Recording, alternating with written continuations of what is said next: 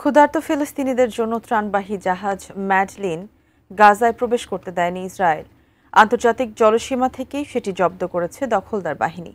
জাহাজে থাকা সুইডিশ পরিবেশ আন্দোলন কর্মী গ্রেটা থুনবার্গ সহ অন্যান্য অধিকার কর্মীদের আটক করে ইসরায়েলে নিয়ে যাওয়া হয়েছে। মানবিক বিপর্যয়ের মাঝেই একদিনে ইসরায়েলি বিমান হামলায় প্রাণ হারিয়েছেন আরও 108 ফিলিস্তিনি। আরও জানাচ্ছেন সঞ্জিতা সিলভিয়া। সমগ্র মুসলিম বিশ্ব যখন ঈদুল আজহার উৎসব ঘিরে বাহারি খাবার খাচ্ছে, তখন ফিলিস্তিনিরা অপেক্ষা করছেন এক মুঠো অন্নের। দীর্ঘদিনের ইসরায়েলি অবরোধে ক্ষুধা তৃষ্ণায় জর্জরিত ফিলিস্তিনিবাসীর জন্য কিছুটা হলেও স্বস্তির খবর ছিল নতুন ত্রাণ। তবে শেষ মুহূর্তে সেটিও কেড়ে নিল ইসরায়েল। আন্তর্জাতিক অলাভজনক সংস্থা ফ্রিডম ফ্লোটিলা কোয়ালিশন পরিচালিত ত্রাণবাহী জাহাজ ম্যাডলিন গাজায় প্রবেশের আগেই রুখে দেয় ইসরায়েল। আন্তর্জাতিক জলসীমা থেকেই জাহাজটিকে ইসরায়েলের আশদাদ বন্দরে নিয়ে যাওয়া হয়।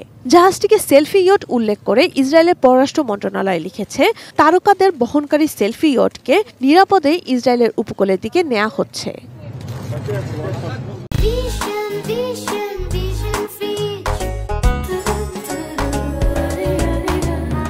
মানবাধিকার কর্মীদের বিরুদ্ধে ক্ষোভ জানিয়ে ইসরায়েলের পররাষ্ট্র মন্ত্রণালয় বলছে, শুধু প্রচার পাওয়ার উদ্দেশ্যে তারা গণমাধ্যমকে উস্কে দেওয়ার চেষ্টা করছিলেন।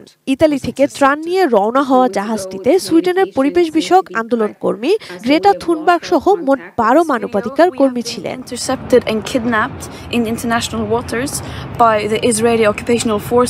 এদিকে সামাজিক যোগাযোগ মাধ্যমের মানবাধিকার কর্মীরা আগে থেকে রেকর্ড করা একটি ভিডিও প্রকাশ করেছেন, যাতে বলা হয়েছে, যদি ভিডিওটি প্রকাশিত হয় এর অর্থ ইসরায়েলি বাহিনী বা অন্য কোনো গোষ্ঠী তাদের অপহরণ করেছে।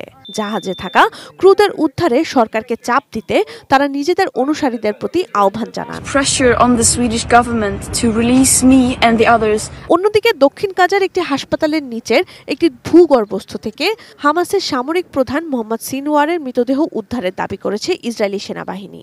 আইডিএফ রোববার জানায়, রাফা ব্রিগেডের কমান্ডার হামাসের আরেক জ্যেষ্ঠ নেতা মোহাম্মদ শাবানাকেও ঘটনাস্থলে মৃত অবস্থায় পাওয়া গেছে। মানবিক বিপর্যয়ের মধ্যেই খাবারের জন্য অপেক্ষারত ফিলিস্তিনিদের উপর বর্বর হামলা চালাচ্ছে Israel. Sanjita Sylvia, desk report, ATN news.